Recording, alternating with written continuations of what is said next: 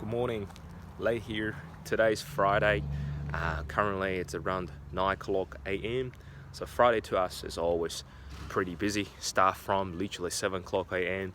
We drive around Melbourne for quite a bit of site visit for the projects that we're currently on the grounds. At the moment we have about 7 projects under construction, scatting around different areas of Melbourne. So it's quite a bit of drive. Now we're up to the second site visit. As you can see behind me is about 6 townhouses, and in one of the metropolitan areas of Melbourne. We're literally about 20 k's away from CBD. I thought, meanwhile doing the inspections, waiting for the builders to do a site meeting, and I might just share with you the unique story about this project. As you can see, it's about month 9 into the construction. Apparently we're hitting the lockup stage, and currently the fixing guy is on the back to do the internal skirting boards, etc. Get it ready for the kitchen to be delivered. Plaster obviously has been finished off most of the work, apart from the few corners to be fixing in there. And we talk about 2 months, probably towards the end of the completion time. And for this project, we've about a year and a half ago, I've got a friend who would like to invest in a project with me. So it's normal, we set up a special entity before we even looking for an opportunity.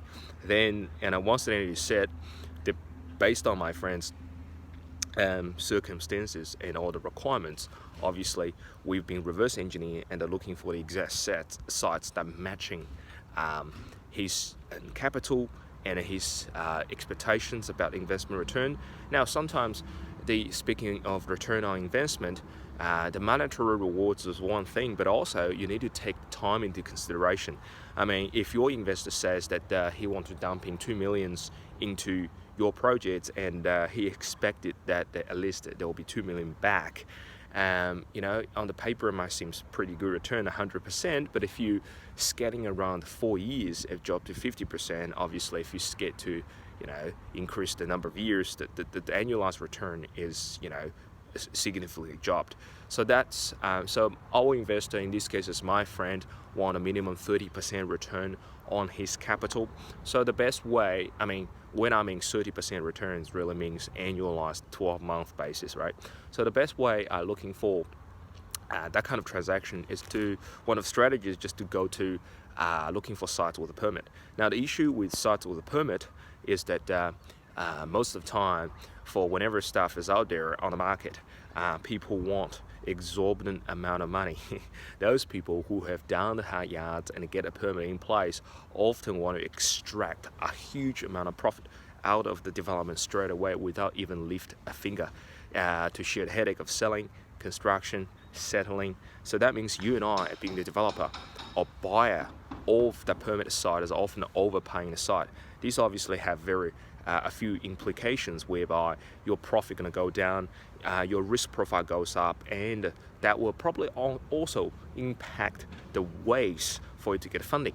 So when you look at buying permit sites, look at this transaction, one thing you're going to looking to do is look at what's the potential of the current permit, and obviously to see how difficult it is to do a modification based on the current permit, to find ways to increase your profit margin.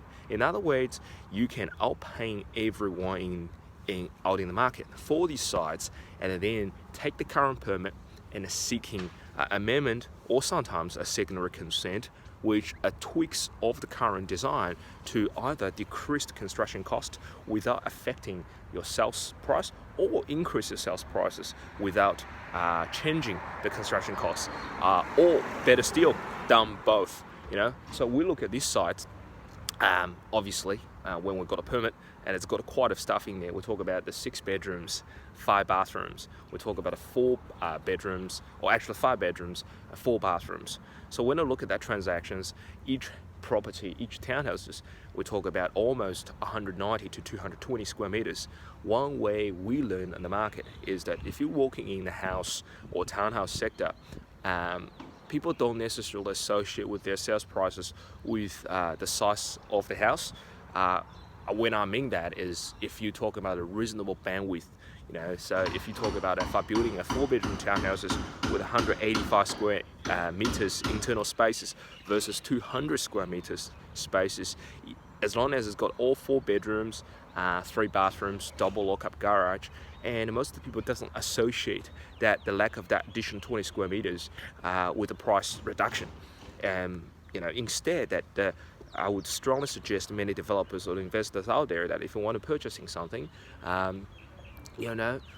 build less, build the units with less internal sizes, areas, and then meanwhile spec up your internal spec, and so that way your purchaser get a better product.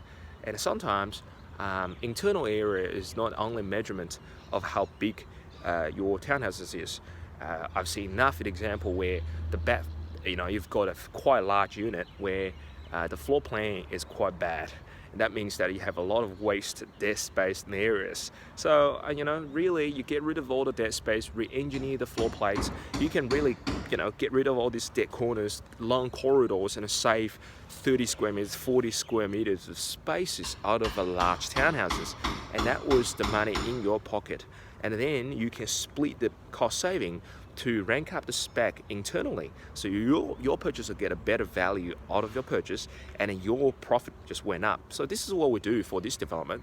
In terms of financial, we've our investor probably budgeted about 1.2 million for this acquisition, and we only used up to now about 700,000. And the net return, as you can see on the back, you can see this unit on the back. We sold all 5 units, and obviously I'm going to return one myself. And so the idea is when the investor's money is paid back, I have the opportunity and I have the potential to return all these townhouses, all that one townhouses here, 4-bedroom, 4-bath, completely no debt. Obviously I'm going to pay a few tax bills such as GSTs and income tax, etc., but that's trivial. So I thought, this is I thought to give you an update and tell you a few background stories about what this site is about, and to see whether you can do the similar transactions yourself in the future to set up a better lifestyle for you and your family. So if you are thinking about doing a similar deal at developments but don't know how to start it, I'm more welcome for you to contact our team at hello@priya.com.au. Either me or my consultant happily to have a chat with you to see how to realize your potential. Either you own that piece of land, or you think about investing your capital in a project like this, or you just get started, want to know how to get in the real estate market and then buy an investment property and build up the soft equity gradually. We're here to help. So anyway, happy investing. I'll talk to you next time. Bye for now.